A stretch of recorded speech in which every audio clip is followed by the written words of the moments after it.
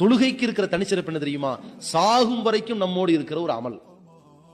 இந்த வணக்கம் இருக்கிறதே அது ஏழைக்கும் பணக்காரனுக்கும் பொதுவான அமல். இந்த வணக்கம் இருக்கிறதே அது ஆணுக்கும் பெண்ணுக்கும் பொதுவான அமல். இந்த வணக்கம் இருக்கிறதே உடல்நிலை சரியில்லாதவனுக்கும் சீராக இருப்பவனுக்கும் பொதுவான அமல். இந்த வணக்கம் உள்ளூரில் இருப்பவனுக்கும் வெளியூரில் இருப்பவனுக்கும் பொதுவான அமல். தொழுதுதான் ஆகணும். பாபுது ரப்பக்க ஹத்தா ஏத்தியக்கல் யக்கீன், சாகும் வரைக்கும். யக்கீன்னா என்னது?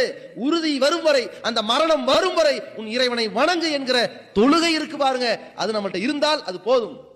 அது எல்லா அமல்களையும் கொஞ்சம் கொஞ்சமா தக்க வைத்துக் கொண்டே இருக்கிற இந்த தொழுகை, அதில் நாம் தோழமையோடு இருக்க வேண்டும்.